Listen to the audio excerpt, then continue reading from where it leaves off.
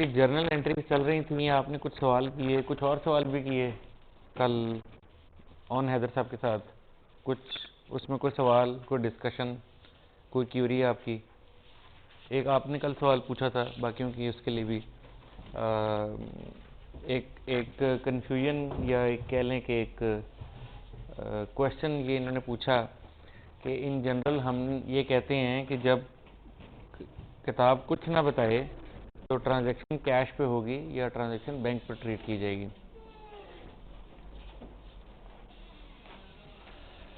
देखिए real life phenomena क्या है। रियल लाइफ में कारोबार कैसे होता है? दो तरह से कारोबार को एग्जीक्यूट करते हैं लोग। एक वो हैं जो एक फॉर्मल सेक्टर में काम करते हैं, मिसाल के तौर पे उन्होंने एक प्रॉपर बिजनेस सेटअप किया है, प्रॉपर अकाउंटेंट्स मौजूद हैं, प्रॉपर ऑफिसेज मौजूद हैं, लोग मौजूद हैं, काम हो रहा है। They usually tend to do things more formally, right. ऐसे लोग ज़्यादातर अपनी ट्रांजैक्शन थ्रू बैंक ऑपरेट करते हैं, थ्रू कैश ऑपरेट नहीं करते हैं। मिसाल के तौर पे आप अगर लेट से आप नेस्ले की डिस्ट्रीब्यूशन ले लेते हैं, तो अब नेस्ले से आपने माल ख़रीदना है और उसको पैसे देने हैं और गाहे बगाहे बार बार देने हैं। तो ऐसा तो नहीं होगा कि आप नेस्ले से कहेंगे यार 2.5 करोड़ का माल भेज देते हैं, लो 2.5 करोड़ पर cash. You naturally give cash, naturally give cheques, you pay through cheques. Similarly Nestle की अपनी एक सप्लाई चेन होगी। मिसाल के तौर पे उसको अपनी वाटर बॉटलिंग करनी है, तो उसके लिए वो क्या करता होगा? बोतल खरीदता होगा कहीं से कि नहीं खरीदता होगा? पेट बॉटल जिसके अंदर पानी भरना है उसने, वो बोतलें उसको कोई सप्लाई करता होगा ना। कितने की सप्लाई करता होगा? मिलियंस में। हाँ, पूरे पाकिस्तान में आपको बोतल नज़र आती है कि नहीं आती? और हर कंपनी की नज़र आती है ना, सूफी की भी नज़र आती है, तो नेस्ले की भी नज़र आती है, एक्वाफिना भी नज़र है ना। ये बोतलें कोई तो बनाता है। ये जो सप्लाई देता है ये मिलियंस के हिसाब से लोगों को सप्लाई देता है, या मुख्तलिफ लोग देते हैं। ये कैसे पैसे लेते होंगे? चेक के हिसाब से। ऐसे थोड़ी कहते होंगे कि ये लो 80 लाख रुपया कैश, ऐसे थोड़ी को लेके फिरता है। पेमेंट्स हमेशा बैंक के थ्रू होती हैं। हमारे यहाँ रिवाज क्या है किताबों में कि चूंकि ये बिगिनर लेवल पे आपको सिखाने की कोशिश की जा रही है, तो छोटी छोटी एंट्रियाँ बनती हैं। आप देखें हम सवाल करते हैं 500 रुपया, 1000 रुपया, 25,000 रुपया, 50,000 रुपया, ऐसे थोड़ी कारोबार होता है। ऐसे तो किराने की दुकान चलती है, वो भी छोटी सी। वो भी ज़रा बड़ी हो जाए तो वो इससे बहुत आगे निकल जाता है। मैंने कुछ अर्से पहले एक दफ़ा आपसे पूछा था कि एक आम से साइज़ की इस जैसी एक स्टोर अगर बना दें तो कितने में बनेगा? तो इतने साइज़ का अगर एक स्टोर बना दें तो करोड़ 1.5 करोड़ रुपये मांगता है कम से कम अंदर माल भरने के लिए। तो एक आम सा रीज़नेबल सा स्टोर जो है ना, वो भी एक हैवी इन्वेस्टमेंट रिक्वायर कर रहा है। तो ऐसे नहीं होता। बट किताबों का रिवाज क्या है कि वो आपको सिखाने के लिए छोटे छोटे सवाल बनाती है ना। तो उन छोटे छोटे में फिर चेक और कैश की डिस्टिंक्शन रखता है। रियल लाइफ में कैश का यूजेज बहुत कम होता है फॉर्मल सेक्टर में, और बैंक का यूजेज बहुत ज़्यादा होता है। और इनफॉर्मल सेक्टर में कैश का यूजेज बहुत ज़्यादा होता है। ऐसे लोग जो टैक्स नेट में नहीं होते हैं, ऐसे लोग जो अपने आप को टैक्स से बाहर रखना चाहते हैं, जो ये चाहते हैं कि उनकी आमदनी पे टैक्स के मसले मसाइल ना आए, है ना, वो फिर उसको कहीं ना कहीं इधर उधर घुमाते हैं। वो जितना का मुमकिन होता है उसको कैश में हैंडल कर लेते हैं, और जितना का मुमकिन नहीं होता फिर उसको बैंक के थ्रू कर लेते हैं। अब आप मिसाल के तौर पे आप शाल में घुस जाएं, तो आप किसी भी दुकान में जाएंगे, उससे सौदा खरीदेंगे, तो आप 50-60 हज़ार लाख रुपए का माल लेके निकलेंगे। बड़ा छोटा सा माल लेने निकले आप, बहुत थोड़ा सा काम करने निकले। जो कोई बड़ा बायर आएगा वो कई लाख का माल उससे 15-20 मिनट, आधे घंटे में लेके निकल जाएगा वहाँ से, नकद पैसे दे के जाएगा, नोट ही गिन के दे के जाएगा। लेने वाले ने भी नोट ही पकड़ा, उन्होंने कहना भाई मैं नहीं लेंगा, मैंने भी पता चेक का की चक्कर है, तो चेक दे, कैश ही ना हो। हाँ, वो चेक भी फिर वो लेते हैं, वो जो शालमी की मेन रोड के ऊपर ना बैंक्स हैं, कुछ मिजान है, एमसीबी है, वो कहते हैं ये बैंक का चेक ले लूँगा, मेरा अकाउंट है, अभी देगा, उन्हें दस्ती बच्चे को भेजेगा, कहेगा बैंक जाए इसको जमा करा, अगर कैश हो गया तो ठीक है, ना हुआ तो कोई माल नहीं है, और नकद पर डील करता है। अच्छा, ये तो चलो एक डिफरेंट काइंड ऑफ बिजनेस है। आप लिबर्टी में किसी ज्वेलर के हाथ में घुस जाए, no jeweller will accept heavy cash, heavy amount in, I mean checks, they will prefer cash। ARY कितना बड़ा नाम है, एयरवाई चैनल वाले, एयरवाई की अपनी गोल्ड शॉप है सिद्दीक सेंटर में, जाएं जाके उससे पूछें, उसको कहें कि मैं आपको थ्रू पेमेंट चेक करूँगा नगद पैसे दे। आप उसे कहेंगे भाई मैं तेरे से 50 लाख रुपए का गोल्ड लूँगा, भाई नगद पैसे ले आ। वो बहुत जहाँ उसका ताल्लुक होगा, जाहिर है बिजनेस में ताल्लुकात तो फिर उसको ओब्लाइज करते हैं ना, जहाँ उसका बहुत ताल्लुक होगा, उसको पता होगा कि हाँ यार ये मेरे रेगुलर हैं, इनके साथ बड़ा काम चलता है, वहाँ वो करेगा। जाहिर है 100% वो बैंक से बाहर नहीं रह सकता, बैंक में उसने कहीं ना कहीं घुसना है, लेकिन उसकी ख्वाहिश क्या है कि जहाँ तक मुमकिन है मैं बैंक से बाहर रह जाऊँ, सो दैट कि मैं कैश में ही पैसे लूँ, कैश में ही पैसे दूँ, टैक्स नेट से बाहर, है ना। तो इमेजिन कि वो गोल्ड खरीदता होगा और उसमें स्मगल्ड गोल्ड भी खरीदता होगा, तो उसको कैसे बैंक के थ्रू पैसे दे दे वो? How could I deal with you something which was smuggled and I पे यू थ्रू बैंक, और कल को ट्रेल आ जाएगा ऐसे सारे पैसे देते थे, मैं कहूँ इसके देते, वो कहेगा तू कितों ले आया थी, वो कहेगा जरा मैं स्मगल करके ले आया थी। सो यू अब आप समझ रहे हैं बात को। तो ये बिजनेस की डायनामिक्स है, जाहिर है ये आप ओवर द लाइफ सीखते हैं और इसमें और बहुत कुछ आप सीखेंगे। तो जनरली दुनिया में कारोबार फॉर्मली बैंक के थ्रू होता है, कैश कम इस्तेमाल होता है। इनफॉर्मल सेक्टर में कैश बहुत ज़्यादा इस्तेमाल होता है ताकि वो टैक्स से बाहर रह सके, और वहाँ बैंक को वो उतना इस्तेमाल करते हैं जितना उनकी नीड होती है, उससे ज़्यादा इस्तेमाल नहीं करते। और किताबों में रिवाज क्या है कि वो कैश और बैंक की डिस्टिंक्शन ऐसे रखता है कि अगर बैंक की ट्रांजैक्शन करूंगा तो बताऊंगा, जैसे उसने बता दिया, जब नहीं बताऊंगा तो हम उसको कैश एज्यूम कर लेते हैं। जैसे उसने कहा bought office furniture for rupees 50,000, ये नहीं बताया, अब मैं इसको क्या एज्यूम करूंगा? कैश। अच्छा, फिर सरकमस्टांसेस भी मुझे बता देते हैं कि मुझे कैश एज्यूम करना है कि नहीं करना। मसलन ये कारोबार शुरू हुआ है, नया कारोबार शुरू हुआ है, ओनर इन्वेस्टेड,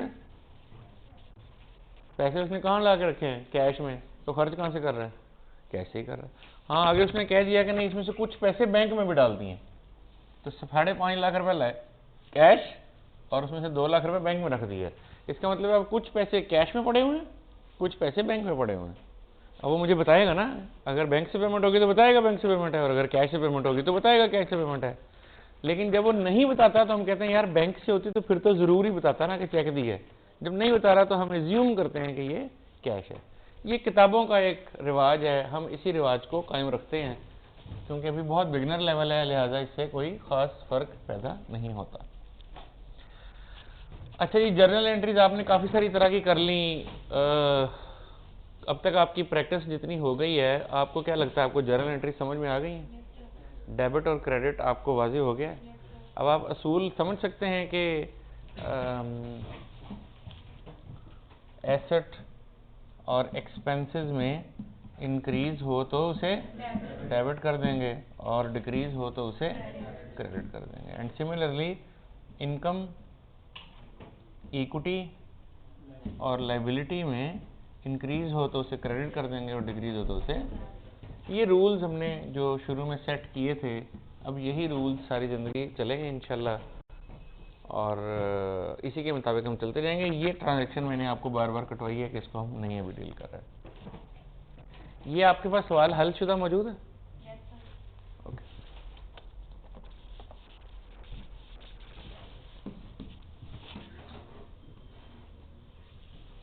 जरा मुझे इसकी एंट्रीज लिखवा देते हैं।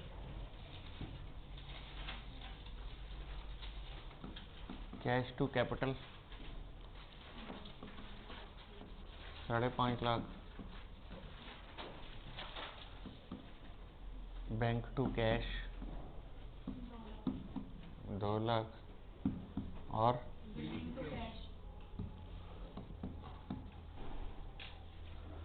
Building to cash 150,000, then equipment to the equipment company 45,000,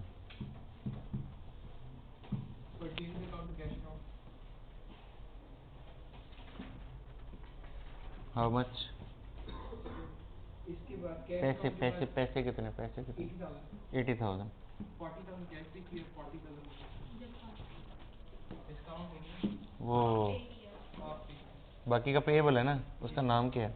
mister Ali. Ali payable.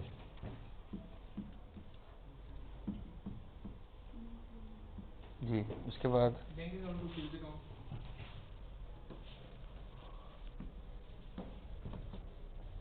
Bank to sales 50,000। 50,000।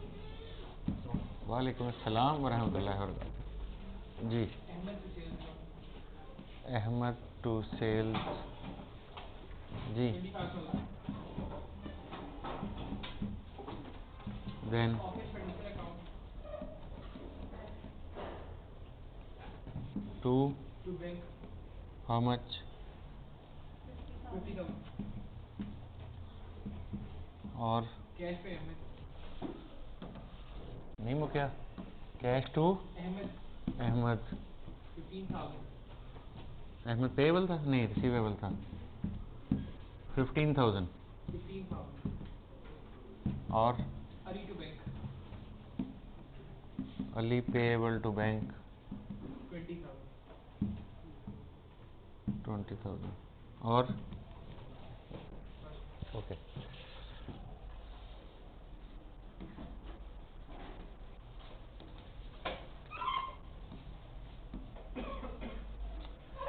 ये ट्रांजैक्शंस हैं कुछ जर्नल हमने बनाया, इसको क्या बोलते हैं? जनरल जर्नल, है ना? ये आपको मैंने बताया हुआ है, इसको बोलते हैं जनरल जर्नल।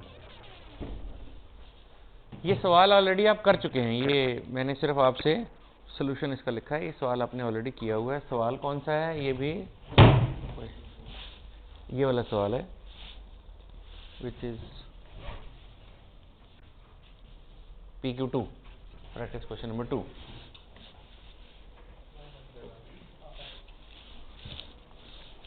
वालेकुम अस्सलाम वरहमतुल्लाहि वबरकातुहू। थोड़ा जल्दी कर लिया करें तो क्या ही बात है।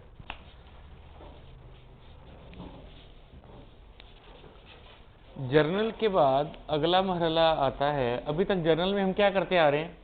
हमने हर होने वाली ट्रांजैक्शन को rules of debit and credit के तहत रिकॉर्ड कर लिया। अगर आप इन सारी ट्रांजैक्शन पे गौर करें तो इसमें कोई ना कोई मुख्तलिफ बात हो रही है, लेकिन इन मुख्तलिफ बातों में चीज़ें रिपीट भी हो रही हैं। मसलन कैश इन्वॉल्व हुआ, कैश फिर इन्वॉल्व हुआ, कैश फिर इन्वॉल्व हुआ, कैश फिर इन्वॉल्व हुआ, कैश बार बार इन्वॉल्व हो रहा है, बैंक बार बार इन्वॉल्व हो रहा है।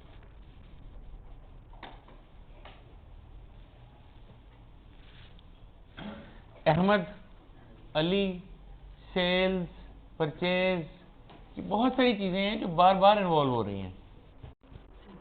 अब ये तो हमने को 12-15 ट्रांजैक्शन लिख ली होंगी। नाउ इमेजिन ये 50,000 ट्रांजैक्शन है, एंड देन इमेजिन ये 50 लाख ट्रांजैक्शन है, बिजनेस में होती हैं। कैसे? यहाँ इसको देख के ही नहीं समझ में आ रहा कि अगर मैं इस सारे का रिजल्ट आपसे पूछूं कि ज़रा बताओ तो ये सब देख के बताओ, ये सब देख के बताओ कि तुम्हारे पास पैसे कितने हैं, बताओ। मसलन ये सारा कुछ देख के बताएं कि आपके पास पैसे कितने हैं। तो आपको जमा तो फ्री करनी पड़ेगी ना। अच्छा, इतने पैसे आए, इतने निकल गए, इतने फिर निकल गए, इतने फिर निकल गए, इतने फिर आ गए, इतने फिर निकल गए। तो ये 12-15 ट्रांजेक्शन की बात हो रही है। तो अगर ये 50,000 हों या 5 लाख हों तो फिर आप कैसे हिसाब करेंगे? मुश्किल बात हो गई। अच्छा, और ये तो भी सिर्फ पैसों की बात हो रही है, मुझे तो हर चीज़ की इन्फॉर्मेशन चाहिए। अच्छा बताएं, सेल कितनी हुई थी कुल? अच्छा बताएं, परचेज कितनी हुई थी कुल? ये बताएं कि अहमद के पैसे कितने देने हैं आप? ये बताएं अली से लेने कितने पैसे हैं? ये बताएं मेरा 400 कस्टमर है, उससे कितने कितने पैसे लेने? मेरा 250 सप्लायर है, मैंने उसके कितने कितने पैसे देने? हर एक का अलग अलग बताएं। तो बड़ा मसला है, ऐसे तो नहीं पता चल सकता। तो फिर क्या किया जाएगा? जितने भी अकाउंट्स इन ट्रांजैक्शन में इन्वॉल्व हुए हैं, जैसे इसमें कैश अकाउंट इन्वॉल्व हुआ है, इसमें कैपिटल इन्वॉल्व हुआ है, इसमें बैंक इन्वॉल्व हुआ है, फिर इसमें कैश रिपीट हुआ है, फिर बिल्डिंग है, फिर कैश रिपीट है, फिर इक्विपमेंट है, फिर इक्विपमेंट कंपनी है, जितने भी अकाउंट इन्वॉल्व हो रहे हैं हर एक का अलग अलग सफ़ा लगा देंगे। रिमेंबर वो जो किराने वाला एक सफ़ा अलग लगाता है कि ये हाजी साहब का खाता है, उसमें वो पैसे लिख रहा होता है कि जी इतने पैसे ले आए थे, इतने पैसे लेने नहीं, काइंड ऑफ दैट। तो हम हर एक का अलग अलग सफ़ा बना लेंगे, which is called as ledger, Urdu में खाता, अकाउंट। हम हर एक का लेजर बना देंगे, अकाउंट बना देंगे। और समराइज करना शुरू कर देंगे। मसलन कैश से मतलब जितनी भी चीजें हैं उनको कैश के एक सफ़े पर डालना शुरू कर देंगे, बैंक से मतलब जितनी है उनको बैंक के सफ़े पर डालना शुरू कर देंगे, कैपिटल से मतलब जितनी है उनको कैपिटल में डालना शुरू कर देंगे, परचेजेस को परचेजेस के सफ़े पर लिखना शुरू कर देंगे, सेल्स को सेल के सफ़े पर लिख देंगे, सेल्स रिटर्न को सेल रिटर्न के सफ़े पर लिख देंगे, अली को अली के सफ़े पर लिख देंगे, अहमद को अहमद के सफ़े पर लिख देंगे। हर एक का अलग अलग पेज लगा देंगे, या अंग्रेजी में अगर कहें तो हर एक का अलग अलग लेजर बना देंगे। और फिर उस लेजर, हर लेजर को जमा तफरीक कर लेंगे, तो मेरे पास एक रेडी समरी तैयार होगी। अगर कोई मुझसे पूछेगा कि अहमद से कितने पैसे लेने, के सफ़े पर जाऊंगा और देख के बता दूंगा कितने पैसे लेने। अगर कोई मुझसे पूछेगा बताओ तुम्हारे पास कैश कितना पड़ा हुआ है, तो मैं कैश के सफ़े पर जाऊंगा और देख के बता दूंगा इतना कैश पड़ा हुआ है। क्योंकि मैंने क्या किया है, हर ट्रांजेक्शन को, उसके अंदर मौजूद एलिमेंट्स को क्लासिफाई कर दिया है ना। इंफॉर्मेशन ज्यादा समझ में आने लग जाती है जब अलग अलग हो जाए, है ना। जिस तरह बहुत सारे खिलौने इकट्ठे मिक्स पड़े हुए हैं तो आपको नहीं पता ये क्या है, लेकिन जब अलग अलग कर देते हैं तो आपको पता चल जाता है कि अच्छा इसमें इतने ये हैं इतने, क्योंकि अलग अलग नजर आने लग जाते हैं, विजिबिलिटी बढ़ जाती है। तो अब हम क्या करने लगे हैं, अब हम इनको अलग अलग करने लगे हैं, यानी क्लासीफाई करने लगे हैं, अलग अलग क्लास यानी अकाउंट में बांटने लगे हैं। ये क्लास कैसे बनती है या ये लेजर कैसे बनता है, ये हमारा अगला मौजू है।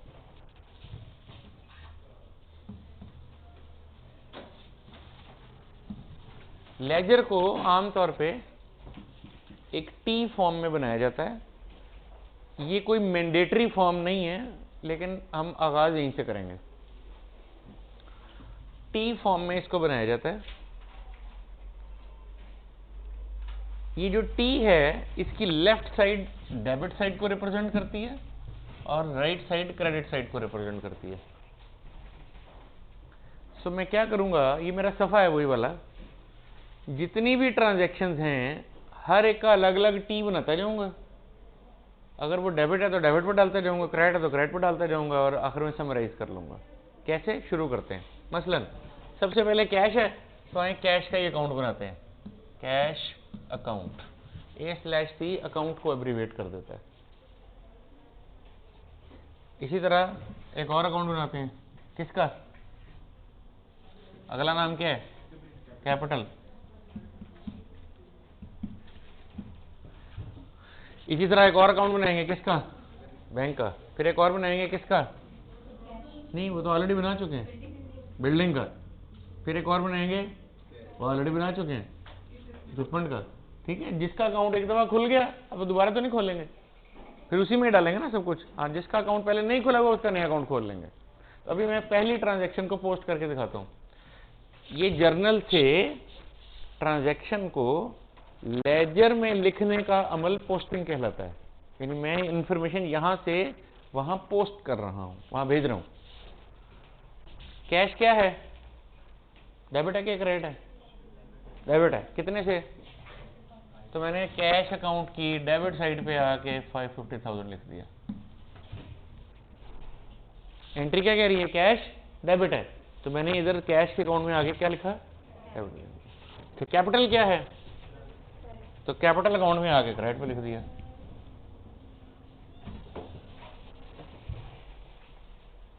That's it, that is called posting.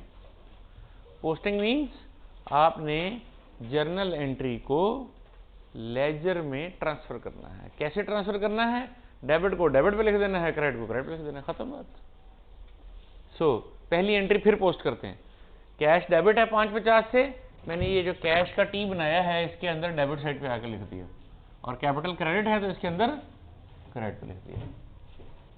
अब इसी तरह मैं हर ट्रांजैक्शन पोस्ट करता जाऊंगा, लेकिन आपको एक चीज महसूस हो रही होगी कि एंट्री को देख के तो बात पता चल रही है कि ये क्या हो रहा है, लेजर को देख के ही पता चल रही, यानी यहां से क्या पता, यानी इतने हिस्से को देख के बताइए क्या हो रहा है, कैश क्यों हो रहा है डेबिट, ये तो नहीं पता चल रहा है, यहां से नहीं पता चल रहा है, यहां से पता चल रहा है कैश क्यों डेबिट हो रहा है, मालिक ने पैसे दिए, है ना, कैपिटल की वजह से। लेकिन क्या यहां से देख के पता चल रहा है, सिर्फ इतनी चीज को देख के बताएं, कैश क्या हुआ है, क्यों हुआ है, पता नहीं। तो फिर क्या करेंगे हम इसके साथ ही इसके अपोजिट वाले का नाम भी लिख देंगे।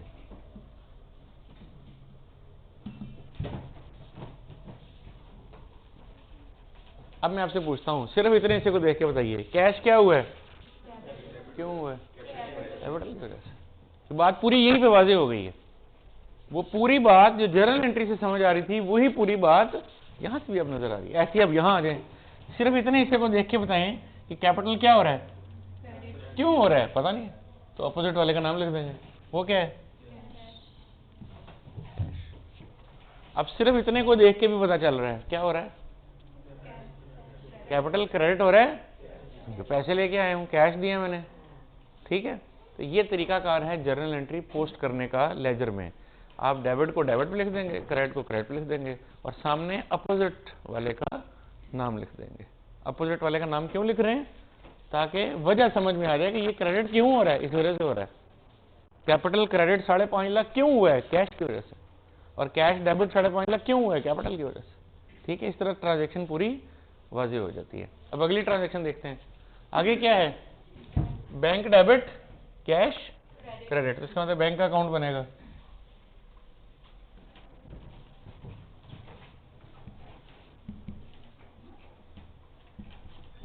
बैंक डेबिट कितने से, 2 लाख से, तो मैंने बैंक में डेबिट साइड पे आके लिख दिया 2 लाख, किसकी वजह से, कैश की वजह से। और इसी तरह कैश के साथ क्या हो रहा है, कैश क्रेडिट हो रहा है, तो मैंने क्या किया, कैश अकाउंट की क्रेडिट साइड पे जाके लिख दिया, किसकी वजह से, बैंक की वजह से। ठीक है, अगली पोस्टिंग करते हैं, बिल्डिंग डेबिट। बिल्डिंग का अकाउंट तो नहीं है हमारे पास, बना लेते हैं।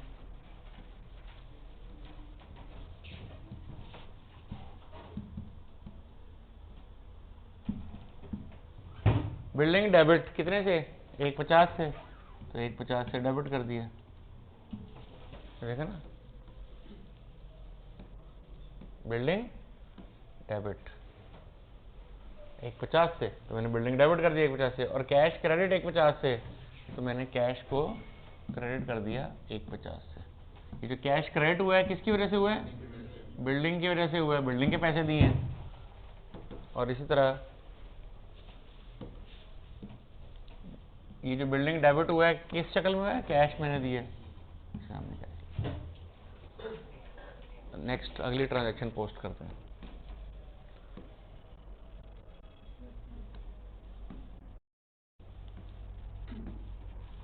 इक्विपमेंट डेबिट, दी इक्विपमेंट कंपनी क्रेडिट। ना हमारे पास इक्विपमेंट का अकाउंट है, ना दी इक्विपमेंट कंपनी का अकाउंट है, दोनों अकाउंट खोलते हैं। 4.5 लाख है कि 45,000 है, 45,000 है।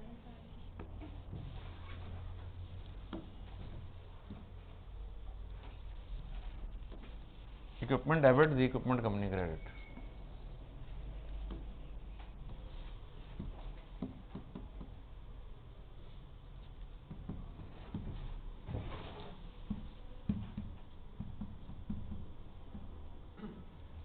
दी इक्विपमेंट कंपनी क्या है, मेरा पेएबल है। इक्विपमेंट डेबिट 45,000 से, दी इक्विपमेंट कंपनी क्रेडिट 45,000 से। इसके सामने आ जाएगा इक्विपमेंट, और इसके सामने आ जाएगा दी इक्विपमेंट कंपनी। ठीक है जी,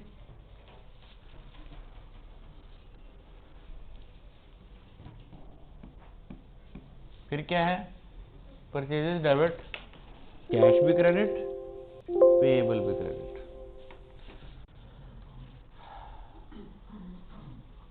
अब परचेजेस डेबिट, तो परचेजेस का अकाउंट बना लेते हैं।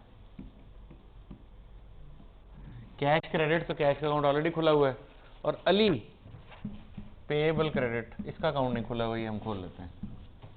अब ट्रांजैक्शन पोस्ट करते हैं। अली क्रेडिट है कितने से, अली क्रेडिट 40,000 से, कैश क्रेडिट 40,000 से। आए, एक तो कैश को क्रेडिट करते हैं 40,000 से, सामने क्या लिखेंगे, परचेजेस। कैश के अपोजिट क्या है, परचेजेस। इसी तरह अली क्रेडिट है 40,000 से, तो अली के क्रेडिट पे भी लिखते हैं 40,000, और सामने क्या लिखेंगे, परचेजेस। अब सवाल ये पैदा होता है परचेजेस को कितने से डेबिट करना है? 80,000 से। तो मैं यहां लिखूंगा 80,000। अलबत्ता अब 80,000 के सामने क्या लिखूं? 80,000 परचेजेस, सामने क्या है? अली नहीं है, कैश भी है। यानी ये जो परचेजेस का 80,000 डेबिट हुआ है, ये एक वजह से डेबिट नहीं हुआ, ये दो वजूहात की वजह से डेबिट हुआ है। लिहाजा दोनों को लिखूंगा। तो मैं जाके कहूंगा